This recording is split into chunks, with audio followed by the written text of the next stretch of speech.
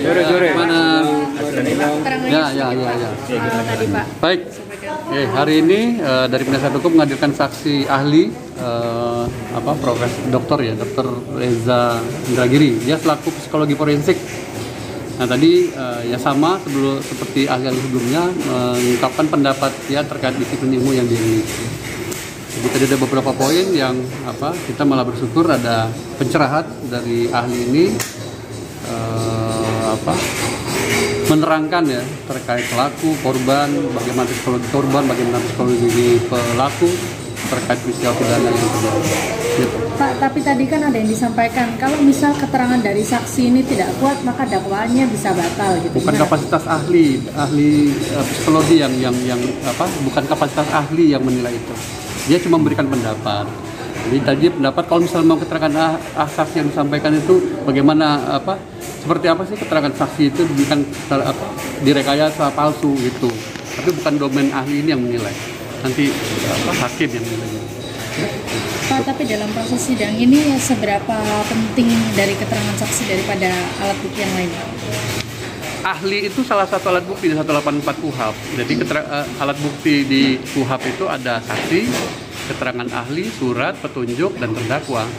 Jadi dia salah satu alat bukti kalau memang dia nanti menguatkan atau melemahkan, itu saja. Jadi pendapatnya yang diminta. Dia sifatnya netral, tidak berpihak kepada PH, tidak berpihak kepada penuntut umum, mengumumkan pendapat. Jadi apa pertanyaan penasihat hukum, pertanyaan penuntut umum ya sama saja. Oke, sejauh ini JPU tetap yakin ya Pak? Iya, kita tetap yakin. Ya, karena banyak tadi poin-poin yang dia terangkan terkait relasi kuasa. Jadi pelaku-pelaku asusila itu seringkali menggunakan powernya. Jadi menggunakan powernya untuk melakukan penekanan dan sebagainya, melakukan tindak pidana itu. Gitu. Oke, yuk, makasih ya. Sekarang gimana Abang ini? Hasil persidangan ini bagaimana? Persidangan hari ini saksi ahli psikologi forensik Bapak Reza Indragiri Amril, di mana beliau memberikan pandangan-pandangan soal saksi korban di dalam kasus kekerasan seksual itu seperti apa sejatinya dan bagaimana perilaku, bahwa ada juga sebuah perilaku di mana orang yang sebenarnya pelaku dalam konteks dia sebenarnya yang jahat tapi bisa berubah posisi menjadi korban gitu loh. Itu secara psikologi forensik juga bisa ditelusuri. Contohnya adalah misalnya dia mencatut banyak orang nama tapi orang-orang tersebut ternyata tidak terkait, tidak terlibat gitu ya. Itu contohnya ya. Kemudian kita juga bicara soal bagaimana membangun keyakinan terhadap false testimony. Jadi kesaksian yang tidak benar yang dikondisikan, yang dikendalikan dia biar seragam. Ya.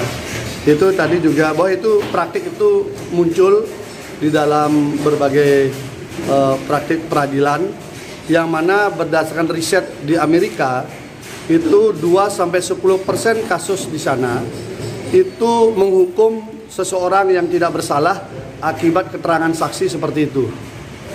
Itu Amerika loh yang sudah maju. Berarti kalau di Indonesia cukup banyak juga peristiwa seperti itu. Artinya orkestrasi kesaksian yang dikondisikan itu bisa mengelabui keyakinan hakim di dalam mengambil keputusan. Jadi kita diskusi soal itu dari dalam berbagai perspektif. Karena di sini banyak juga tadi dibahas soal undang-undang TPKS, yang mana kalau kasusnya Mas Beki kan undang-undangnya KUHP kan. Jadi itu kemudian soal trauma dalam konteks kejahatan kesusilaan itu seperti apa, itu juga diungkap dengan sangat bagus.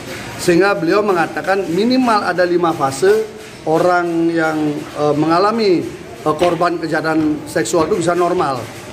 Dan itu tidak mungkin bisa terjadi kurang daripada kurun 1 bulan dia bisa berinteraksi atau ingin berinteraksi dengan pelaku. Gitu ya. Nah, itu yang menarik kalau kita korelasikan dengan kasus yang ada, di mana kita sudah menemukan dan diakui oleh saksi yang mengaku korban melakukan ngechat Mas Beki beberapa kali setelah peristiwa yang dia sebutkan di bulan Mei itu. Jadi di akhir Mei dan Juni Juli itu sangat intensif mengirim chatting yang isinya ada kata cintaku, sayang, dan macam-macam kepada terdakwa.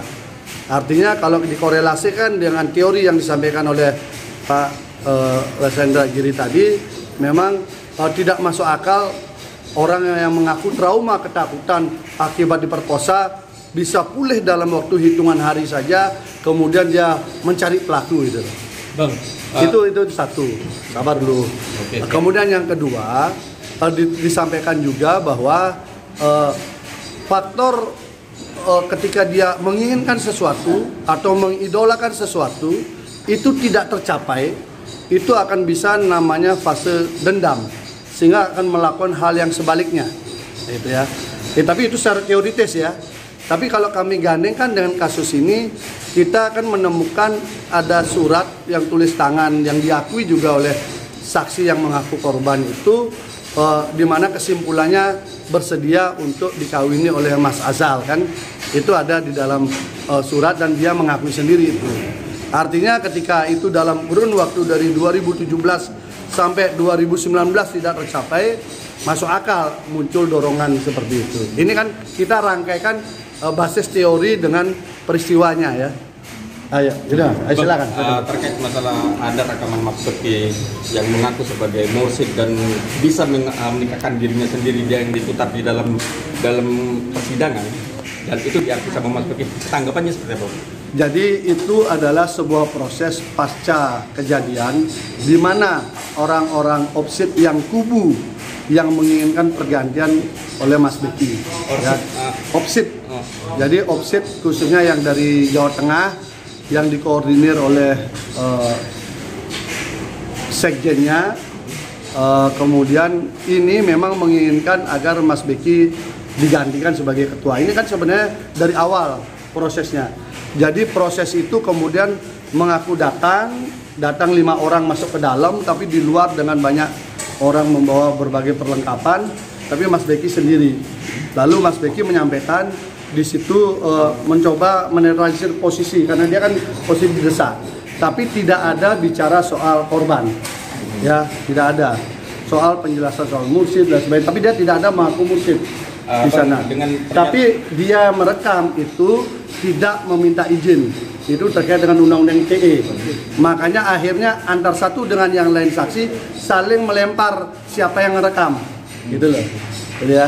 Sehingga ini kesulitan kami. Tadi juga disampaikan oleh saksi ahli bahwa keterangan palsu itu bukanlah penyimpangan. Keterangan palsu itu adalah kejahatan. Gitu. Tetapi karena ini sudah yang mereka yasa pintar sekali, mereka semua dipakai baju LPSK sehingga dia tunduk di undang-undang LPSK. Jadi ini saya kira rekayasa yang sangat sempurna, bagaimana menggantikan Mas Beki di opsit, bagaimana kemudian pelan-pelan pondok pesantren bisa diambil dan sebagainya. Ini kan gerakan yang terstruktur. Kasusnya sendiri berbasis kepada peradilan opini, termasuk soal proses rekaman itu, gitu loh. Apakah dan itu tidak ada kaitan dengan kasusnya korban loh ya.